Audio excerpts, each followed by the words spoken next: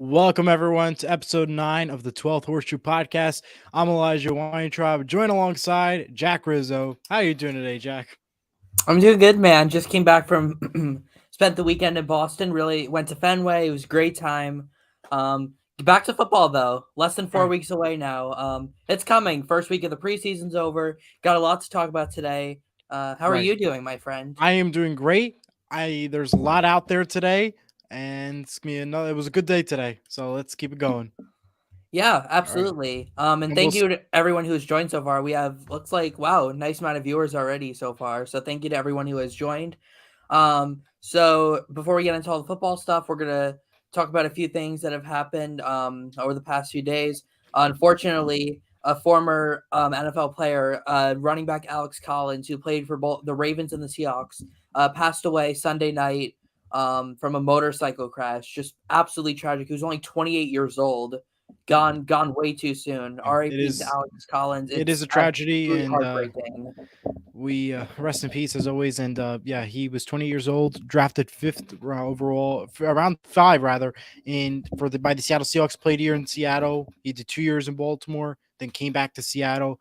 He had a good career. He was a great running back for Seattle.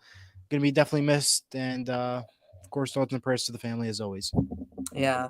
A lot of everybody, it seems like everybody who's around him just loved him, his personality, his Right, energy. So, gone way too soon. It's always the ones who, it's always these great people who just go way too soon. It's really quite tragic. So absolutely. R.I.P. Alex Collins. Also, we want to offer another our continued prayers for those in Maui. I mean, it's devastating what's happening over there. Deadliest wildfire now in modern U.S. history. Absolutely tragic and heartbreaking for that tiny island. I mean, it's not really that big of an Right, island, and again, it's in the middle of the ocean, so the people don't really have anywhere to go right now except by like plane. It's just absolutely tragic. Prayers to all those in Maui, and hopefully right, things get better really soon. absolutely. And our thoughts and prayers as always. And we hope they'll have a speedy and quick recovery to the island, and hopefully they'll be back to normal eventually soon. That would, yeah, really hope so. All right, so let's start off the podcast with something that I'm going to talk about. This isn't really much of an impact on Eli. It's going to be more so for my show tomorrow, but I have to bring it up now. The future is now for the Indianapolis Colts. Anthony Richardson, the fourth overall pick of the 2023 draft, was named the starter for Week 1 by head coach Shane Steichen. Obviously, pretty much just waiting for this to happen. We pretty much knew it was going to happen. Shane Steichen and Jim Irsay both talked about wanting to play AR early and often. We know he's a bit of a project quarterback, but playing him now, it seems like a great decision. See what he's capable of, see what he needs to work on. Yeah, he looked pretty solid in the preseason game on Saturday. A lot of the throws were or the incompletions weren't really his fault, but he threw an early interception, but it didn't face him. He got better as the game went on. He's gonna be a great player for the Colts for a long time. The kid's 21. I cannot wait to go see him start. Are we going to win a lot of games this year? Probably not. We're still kind of rebuilding a little bit, but at least we won't be a boring team to watch because we'll have one of the most exciting young quarterbacks in the NFL. And I'll say it again. He's faster than Lamar Jackson. He's bigger than Cam Newton. He's more athletic than Michael Vick, and his arm strength is stronger than Josh Allen. This guy literally has all the traits to be a great quarterback in the NFL one day. And I am so happy that he's starting Week 1. Again, I'm going to talk more about it on my show tomorrow, but we have to bring it up. It's the biggest news in the NFL today. All But right, yeah, well, super well super said. excited AR and a couple of joint practices for the Colts coming up the next 2 days. They have a preseason game against the Bears.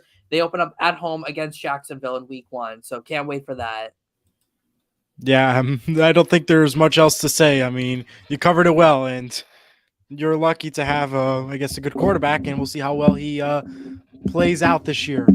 But obviously, it's AFC, so you're already in a rough division, a rough spot, but hopefully he'll do good for your Indianapolis Colts.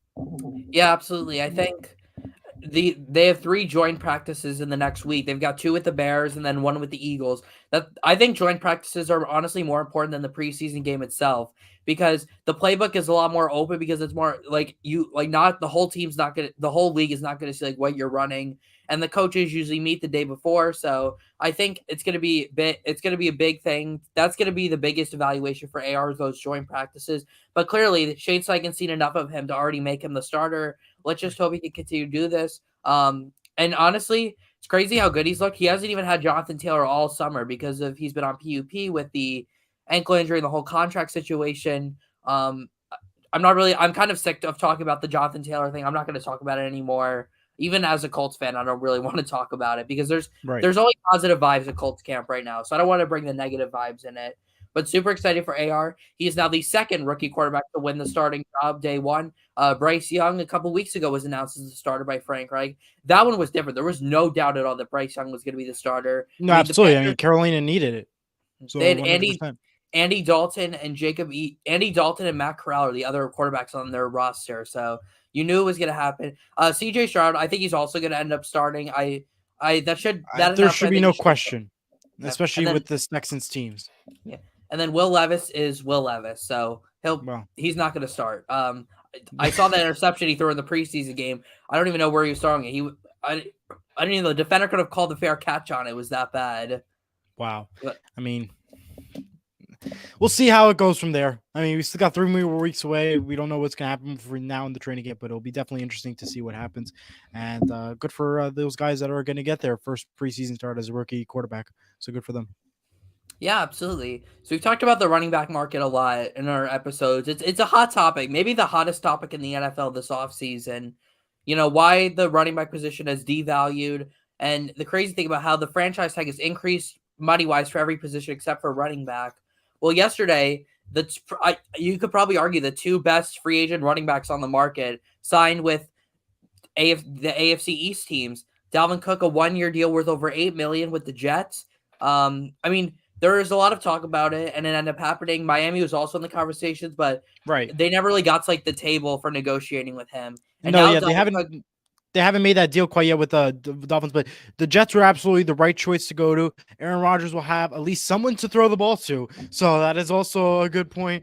So good help from there. Aaron Rodgers will definitely take a lot in for it, and we'll see if he'll debut in the next episode of Hard Knocks, which airs tonight, which I'm excited to watch, or if not next week. So we'll definitely keep an eye on that. Dalvin Cook is a huge key to this New York Jets team, which I believe will definitely help a lot, and super excited that he'll be there. Obviously, we all know they ain't gonna make the playoffs, but at least now you could say Dalvin Cook is there to just add to the table. I always thought that Dalvin Cook getting released by Minnesota wasn't really because of his declining production. It was always because of cap space. I still think Dalvin could bring a lot to the table. Should he be getting like a full workload? Probably not. He's been around for like 5 or 6 years now. But as a platoon, as a guy who can come in on third down, who can run the ball, be a good goal line guy, and the other running back who's signed will also be a goal line weapon. But I think Dalvin's going to have a big opportunity for the Jets, in addition to their other running back, Breece Hall, who would have probably won the Offensive Rookie of the Year last year if he hadn't torn his ACL in Week 7. But good news for Jets fans, he is off the physically unable to perform list as of today, so should be back in practice very soon. So, and of course the Jets, they shut out the Panthers in their first preseason game, 27-0. I was watching that, I was like, I couldn't believe it. I mean, at the end of the day, it's the Carolina Panthers and the New York Jets, 2 okay teams from last year. Now all of a sudden, Jets woke up and they definitely proved Robert Salahan wrong, and they definitely did a great job this year. And that second game, as obviously the Hall of Fame game didn't go their way with the Browns, but this second game definitely went their way, and great job by them. And we'll see how well they'll handle next week's preseason game. They're gonna have a lot on tap. I believe there will be home this weekend, and they will be versing the Tampa Bay Buccaneers. And that's on CBS. And then they play the Giants. Then they play the Giants every year. They do that every year. Right, they do that every year. Funny that the Jets play the Panthers, considering 2 teams that took completely different approaches this offseason. Right. Carolina deciding to fully rebuild, trade all the way up to number 1, go young with the quarterback. They've been signing a lot of veterans lately. Baker Mayfield to Sam Darnold to some other guys in the past.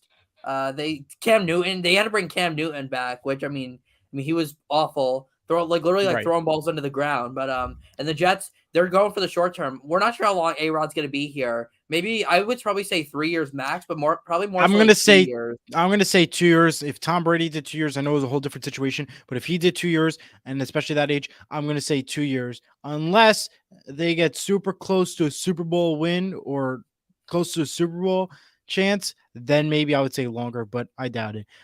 And either way, we all know that ain't happening anytime soon. So No, yeah, the Giants are by far the better team that plays at MetLife. yes, absolutely. Very, they've been looking pretty good.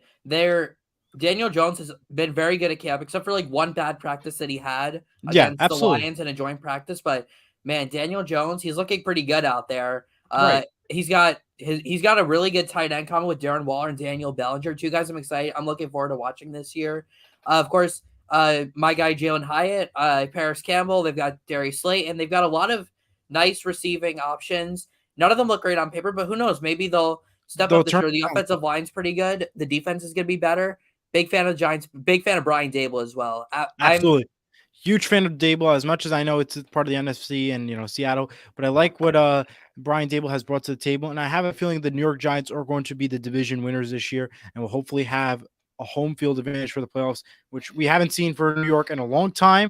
But hopefully that happens. Obviously, Seattle will win the division. So other than that, for the West, but that's a different topic for a different Well, day. yeah, absolutely not, because the Giants, their two Super Bowl wins. One year they were the 6th seed. That was the year they beat the undefeated Patriots.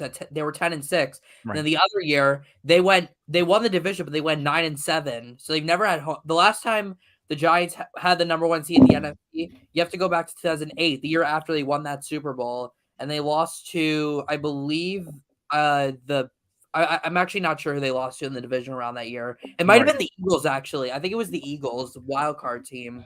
But yeah, it's been a long time since either team has had home field advantage. And the Jets, and we all know the Jets, they have the longest playoff drought now in the NFL. Last qualifying in 2010. They did make it to the AFC Championship game that year. In fact, they made it back-to-back years, 2009, 2010.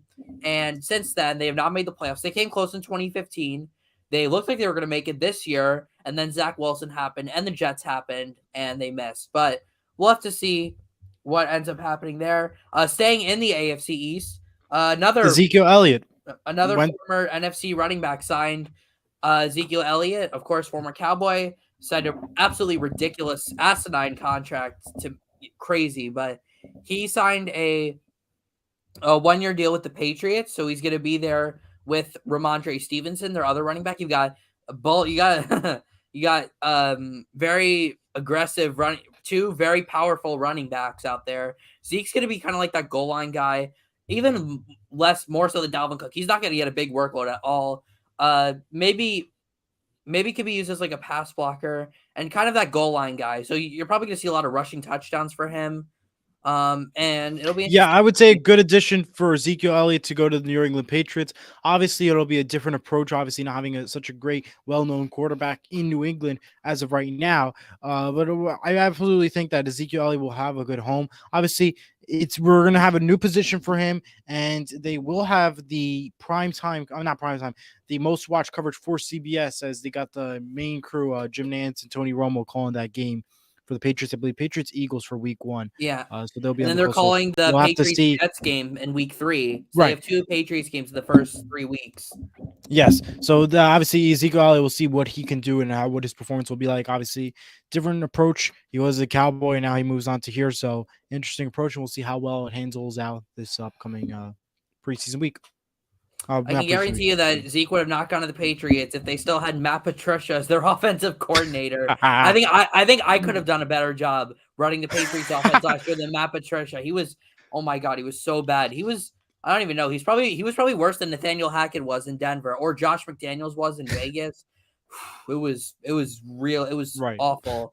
I can't believe they won 8 games with that. But I mean, Bill Belichick is the greatest coach of all time, and their defense is good. So that's kind Yeah, of good why. there. But yeah, so a couple running backs signed there. Also, another news. There's been a few holdouts in camp so far. One of those holdouts is over now as Cowboys guard, arguably the best one in the league, maybe the best offensive lineman in the league, period. Zach Martin agreed to a 2-year extension worth around $36 million, putting him back amongst the league's top paying guards. Definitely well deserved for him. I understood why he was holding out, honestly. He's one of the best guards in the league, or he probably is. He's already a lock to go to Canton. And I'm, Right. he's like one of the only Cowboys that I don't hate. But yeah, happy he's back. Definitely deserved to get paid. Cowboys need him too.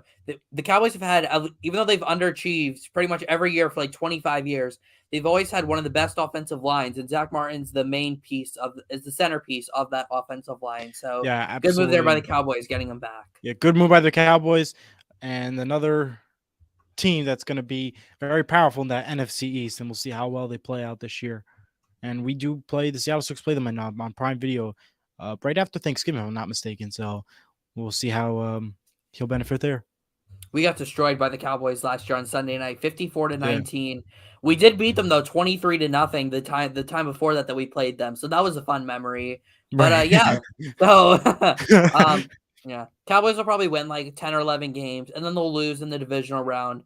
Probably, I mean, they'll probably find another way to lose, considering the fact that the last 2 years they've lost on a quarterback run up the middle with no timeouts, and he slid about 5 yards too late, and putting Ezekiel Elliott at the I wonder if the Patriots sign him to be a center or a running back. We'll have to see about We'll have to that. wait and see, I guess. That'd be a good Yeah. choice.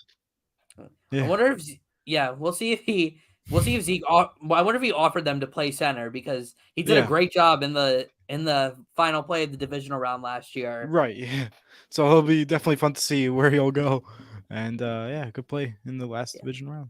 Despite Zach Martin ending his holdout, though, there's still 3 other players that are currently holding out right now, and those 3 players are Nick Bosa, defensive end for the 49ers. Eli, you know him very well because he's destroyed your quarterbacks for like 4 years now. Chris Jones, the defensive tackle for the Chiefs, star of that defense there in Kansas City. Steve Spagnuolo, fantastic defensive coordinator, one of the more underrated in the league, in my opinion. And also Josh Jacobs, another running back. So we still do have a running back holding out. Now, the Raiders said that they're confident that they could get a deal with Josh Jacobs done. Nick Bosa and the Niners, I don't really know much about that. I would expect that to get done as well. Apparently, Chris Jones Hopefully not. have not had a lot of conversations about an extension so far. And Chris Jones liked to tweet earlier today about, if the Chiefs don't want to pay you, you'll look good in the silver and black, referring to the Raiders, of course, their division rivals. Right. So we'll have to see what happens. I would expect all those guys to be out there week 1. I don't think they're going to hold out into the season, because we saw what happened with Le'Veon Bell and Melvin Gordon, who tried to do that, and it did not work out for them. So I would expect those to get figured out. But, I mean, something to monitor for the rest of the preseason. Yeah, absolutely. A lot more to monitor. Hopefully the 49ers deal doesn't go through, just because I don't want more Seattle Seahawks knowledge getting destroyed. And yeah. So what thoughts from there? Yeah, sorry about that. I was a little I was doing something. Something. All right. Okay. So let's recap. Since we have time, let's recap the scores from last week. The Texans won against the Patriots 20-9. Seahawks won against the Vikings 24-13. Lions beat the Giants 21-16. 27-17 was the final for the Steelers win versus the Buccaneers. Packers win against the Bengals 36-19. Falcons beat the Dolphins 19-3. Commanders win 17-15 versus the Browns. The Browns now are 1-1, as well as the Jets, after following the Hall of Fame game win for the Browns and a loss for the Jets. Broncos lose 18-17 with all their starters starting. Bears win 23-17 versus the Titans. 23-19, Bills beat the Colts. Jets, obviously, with that 27-0 win versus Carolina. 28-23, Jaguars beat the Cowboys. Ravens beat the Eagles 20-19. Chargers beat the Rams 34-17. The Chiefs lose to the Saints by a field goal 26-24. It was the last kick, obviously, of the play in the game.